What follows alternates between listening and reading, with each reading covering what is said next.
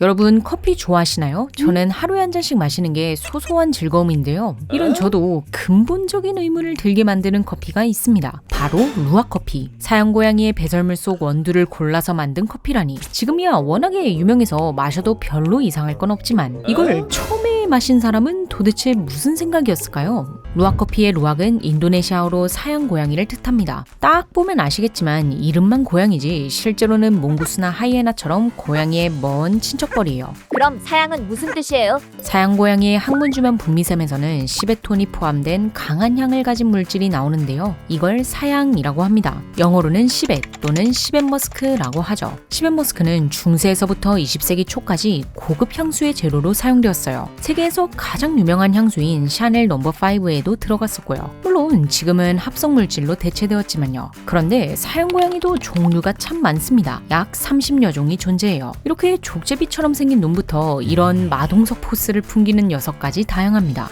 싸우면 질 것 같은데. 이 중 루아커피를 만드는 건 아시아 사양 고양이에요. 이름처럼 말레이시아, 인도네시아, 필리핀 등 아시아에서 볼 수 있죠. 사양 고양이는 잡식성이라 벌레도 먹고 작은 동물도 먹고 풀도 뜯어먹습니다. 하지만 가장 좋아하는 건 꽃 속의 꿀과 과일이라고 해요. 그래서 커피 열매도 즐겨 먹죠. 커피 열매는 무슨 맛이 나나? 잘 익은 커피 열매는 새콤달콤하면서 약간의 꽃향이 난다고 해요. 하지만 먹어본 후기를 들어보면 그렇게까지 맛있지는 않은 것 같더라고요. 애초에 과육이 얇고 씨앗이 대부분을 차지해 먹을 게 별로 없기도 하고요. 역시 안 먹는 데에는 이유가 있군. 하지만 이건 문명의 음식에 길들여진 우리의 입장이지. 자연에서는 단맛이 나는 열매 자체가 귀하거든요. 그래서 사양고양이는 꿀떡꿀떡 맛있게 먹어요. 씨앗은 쉽지 않고 그대로 삼키기에 배설물로 온전히 나오죠. 덕분에 씨앗을 퍼뜨려주는 매개체 역할을 합니다. 문제는 와우, 나왔다. 퍼뜨리기 전에 사람이 가지고 간다는 거지만요. 아니, 그걸 왜 챙기는겨?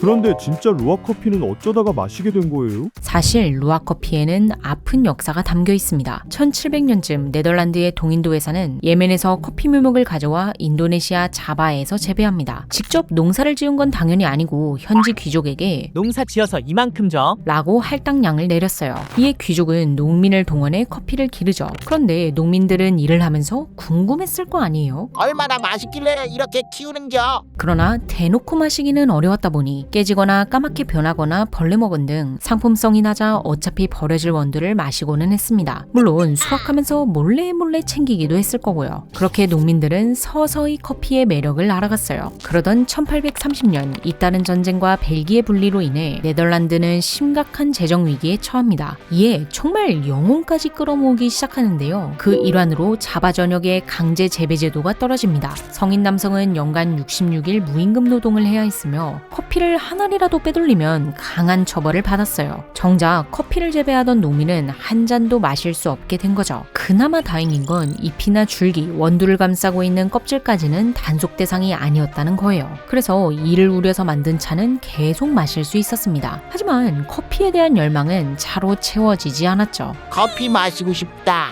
그러던 어느 날 원주민들의 눈에 들어온 것이 있었으니 바로 사양고양이의 배설물이었습니다. 사양고양이는 밤마다 농장을 누비며 커피 열매를 먹었는데요. 앞서 말한 것처럼 씨까지 씹어먹지는 않았던지라 원두는 온전한 형태로 보존되어 나왔죠. 그래서 농민들은 이 배설물을 씻어 원두를 얻은 뒤 이를 말리고 볶아서 마셔봅니다. 그런데 너무 맛있는 거예요. 역시 루아 커피가 맛있긴 한 건가? 그것도 그렇지만요. 이전에 농민들은 상품화하기 어려울 정도로 낮은 품질의 원두를 마셨잖아요. 그런데 사양고양이는 커피 열매 중에서도 크고 잘 익은 특특특 A급만 골라 먹었단 말이죠. 이전과 달리 완숙된 무결점의 원두로 만든 커피다 보니 와우, 겁나 맛있다.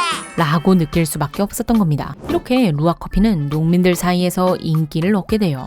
그런데 1870년대 후반 자바에 커피 녹병이 퍼집니다. 이 병에 걸린 나무는 잎에 주황색 무늬가 생기고 성장이 더뎌져 수확량이 크게 줄었어요. 네덜란드는 야 커피 지켜. 라며 기존의 아라비카 대신 병저항성이 강한 리베리카 품종을 들여옵니다. 그렇게 사양고양이는 갑자기 자신이 먹던 커피의 맛이 변하자 오히려 좋아.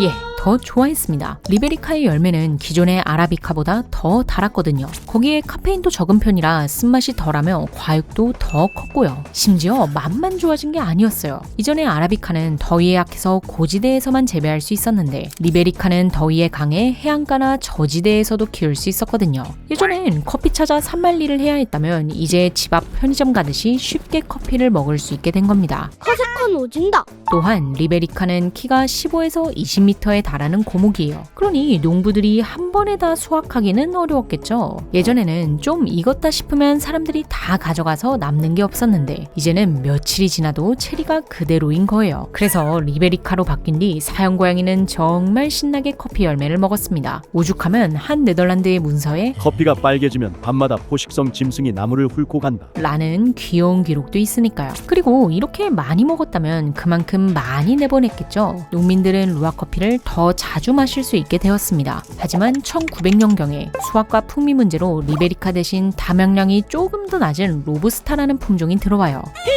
그래도 로부스타도 더위에 강해 접근성은 좋았거든요. 좀 덜 달아줬지만 어쨌거나 많이 먹었을 겁니다. 자, 이런 이유로 농민들은 루아커피를 마시게 되었는데요. 이런 원주민들을 유심히 지켜본 사람이 있었습니다. 바로 독일의 동물학자 알프레드 브렘이죠. 그는 1883년에 루아커피에 대해 사양고양이가 만드는 최고의 커피. 라고 기록합니다. 이를 본 박물관이나 과학자들은 조금의 호기심을 보였어요. 이후에도 간간히 루아커피가 언급되고 이걸 대규모로 팔아보려는 시도도 있었는데요. 모두 성공하지 못하고 아는 사람만 하는 별미 정도로만 남았습니다. 아무래도 출처가 출처다 보니 위생 문제도 있었고 대량으로 공급하기도 어려웠거든요. 여기에 더해 1945년 인도네시아의 독립 이후 국유와 정치적 혼란으로 인해 대규모 농장 운영이 어려워졌어요. 이에 커피 산업은 소규모 농사 위주로 바뀝니다. 따라서 손이 많이 가며 생산량도 적은 루아커피는 점점 국제시장에서 사라졌고 일부 농가나 소수민족 사이에서만 명맥을 이어갔어요.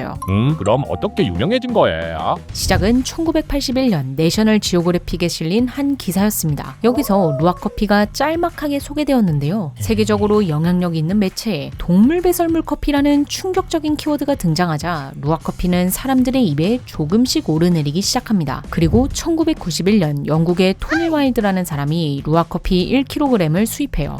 1kg를 누구 코에 붙임. 판매하려던 건 아니었고요. 회사를 알리기 위한 홍보용으로 사용했습니다. 놀랍게도 이 전략은 상상 이상으로 성공해 루아커피는 기괴하지만 값비싼 커피. 로 전국의 뉴스, TV, 라디오에 퍼졌죠. 이후 루아커피는 어느 정도의 인지도를 얻으며 CNN, BBC 등 메이저 방송사에도 등장하고 2003년에는 그 유명한 오프라 윈프리 쇼에도 출연합니다. 하지만 대중적으로 널리 알려지게 된 결정적인 계기는 영화 버킷리스트였어요. 주인공이 세상에서 가장 귀한 커피라며 루악을 즐겨 마시곤 했거든요. 이 영화가 데이트를 치면서 루아커피의 검색량과 수요가 폭발합니다. 원두 가격은 쭉쭉 올라갔고 발리나 자바 여행을 가면 사양고양이 농장은 필수 코스가 되었어요. 이렇게 루아커피는 세상에서 가장 유명한 커피가 된 겁니다. 지금도 원두 종류 모르는 사람은 많아도 루아커피를 모르는 사람은 드물죠. 그런데 2013년 루아커피가 나락을 갑니다. BBC와 가디언에서 루아커피 농장을 잠입 취재해 그 이면을 폭로한 건데요. 농장은 야생에서 수확한 원두라고 홍보했지만 실제로는 철창에 가두고 강제로 커피 열매만 먹이고 있었던 거예요. 이에 사양고양이들은 영양불균형과 좁은 공간에서의 스트레스로 인해 털이 빠지고 스스로 상처를 내는 행동을 반복했습니다. 이 모습을 본 사람들은 큰 충격을 받았죠. 신기하고 고급스러운 동양의 커피가 한순간에 동물학대의 상징이 된 겁니다. 이후 많은 백화점과 카페에서 루아 커피 판매 중단. 을 선언하거나 100% 야생 루악 인증을 받은 커피만 사용하기 시작했어요. 농장들도 우리 사육 안 해요. 진야생입니다. 라고 홍보했고요. 하지만 2024년 페타아시아에서 다시 취재를 해봤더니 10곳 중 9곳은 여전히 바뀐 것 없이 심각한 동물학대가 이루어지고 있었다고 해요. 또한 페타와 BBC에 따르면 100% 야생 원두라고 써있어도 실제로는 케이지 원두가 섞여있을 가능성이 높다고 해요. 아직 완벽한 추적 시스템이 마련되지 않았기 때문이죠. 한편 다행인지 아닌지 조금 애매한 것도 있는데요. 루아커피라고 판매하는 원두 중에는 동물 근처에도 가본 적 없는 일명 짝퉁이